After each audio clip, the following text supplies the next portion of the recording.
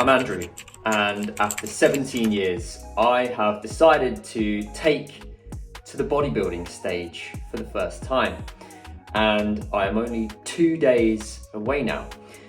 It's been peak week, so I've been checking in with my coach every day. Normally in these videos, I would just record what I send to him and then put it up on YouTube for people to see. But I don't really have any need to check in with him this week, so I thought I'd have a little bit of fun and ask ChatGPT all about my experience and how I'm feeling and all those types of things.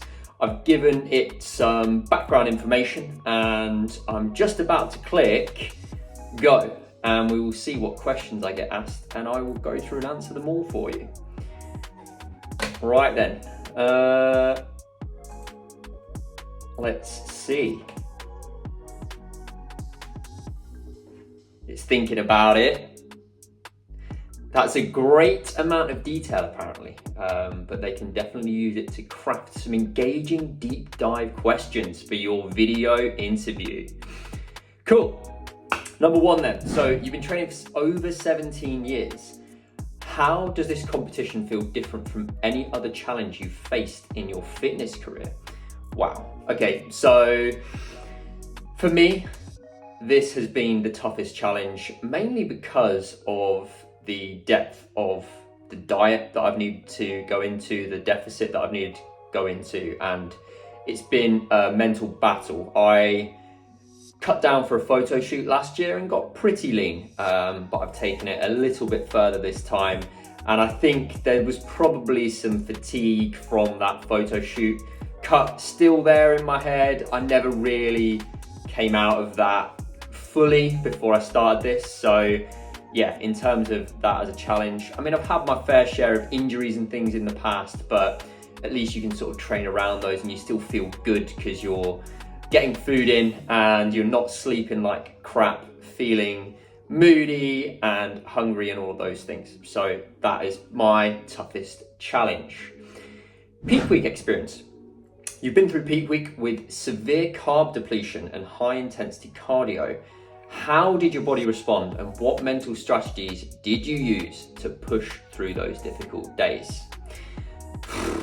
I was just surviving, to be honest. My body responded well, so I lost about 2.5 kilos during the 3 days of depletion, which is mostly going to be water and glycogen stores. I was restricted on about 50 grams of carbs per day.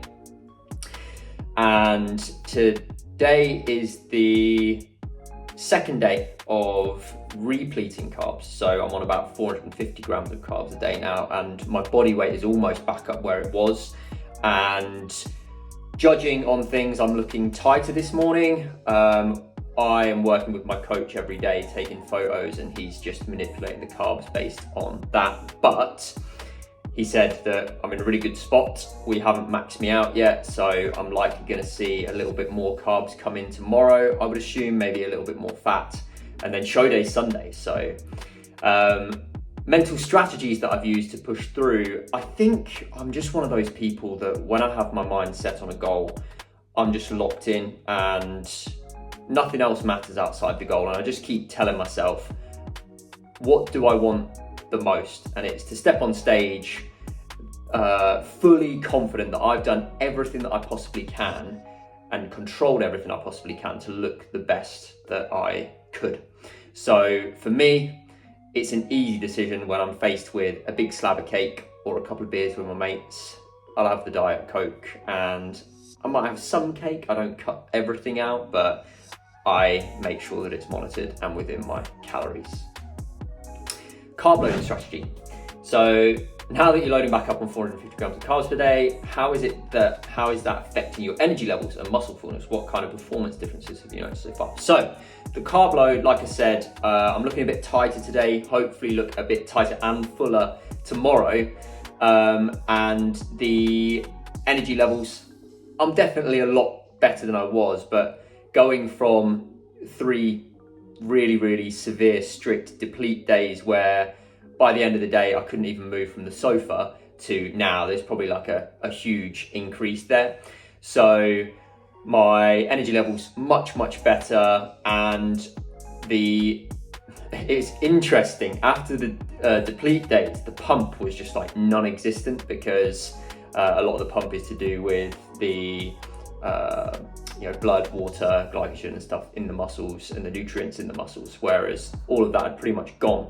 So today it was like my mind muscle connection and my pump and everything had just completely renewed, and it was just like new fresh training, which was really cool.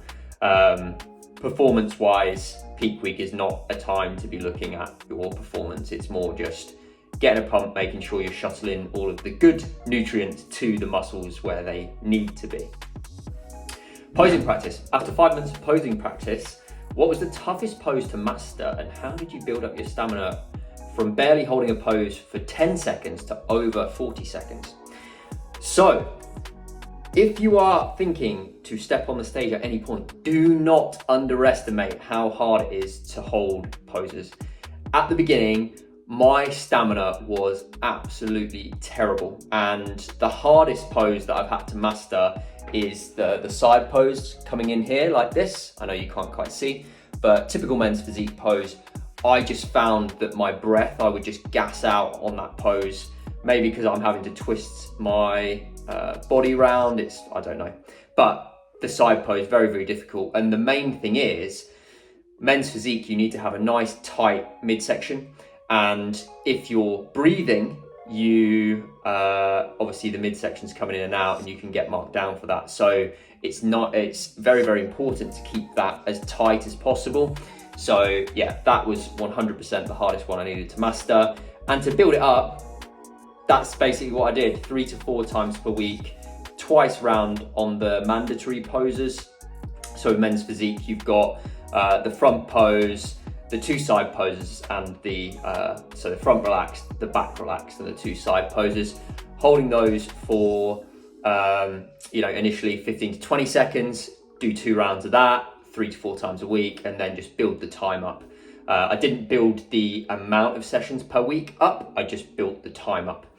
And yeah, it's got me in a pretty solid place where I can confidently hold the poses for a decent amount of time. So the polygraph test. So yeah, didn't know this was a thing. I actually found out yesterday a polygraph test is a lie detector. I thought I was just going to be weeing in a cup, but it's a lie detector. So this is to prove that I am a natural athlete. The federations that I'm competing in are fully natural and tested federations. So yeah, I've got that in the morning. How do I feel about the process, and why is it important for you to compete in a federation that promotes natural bodybuilding? So how do I feel about the process? I'm okay, I know I'm natural, I'm gonna pass. There's nothing else really to say there. Why is it important for me to compete in a natural bodybuilding federation? It's important to me because I want to play on a level playing field, really. And there's no way to know whether someone was enhanced 3-4 years ago and now they're not. Maybe that's why they do the polygraph, just as an extra belt and braces, but I know they're a bit inaccurate. But yeah, I just wanted to play on a level playing field. I'd hate to go to a competition and be competing against people who are enhanced and lose out on 3, 4, 5 places just because they've had a bit of extra help, So I don't have anything against people who are enhanced. I think it allows people to build the most phenomenal physiques, and it's impressive what people can do and where they're willing to take their bodies. But at the same time, I think the natural bodybuilding community is growing, and there are also some phenomenal people that are pushing the boundaries of what people thought were capable of many years ago. So yeah, I love the grind of natural bodybuilding. It takes a long time, and it takes a very particular person to be that dedicated. So right, what's next? Nutrition prep. You've prepped loads of potatoes and food for the weekend. What does a day's worth of food look like in your carb loading phase leading up to the competition? So 50% of my carbs are coming from potatoes at the minute, and that is because of their high potassium content. So nutritionally, you want to increase after a depletion phase, you want to increase your salt and your potassium, because those two minerals, we're going to call them minerals, help to shuttle and store glycogen in the muscles. So, and for every gram of glycogen in the muscles, 3 to 4 milliliters of water are stored. So you increase your water intake. I'm drinking 10 liters a day at the minute, which is crazy.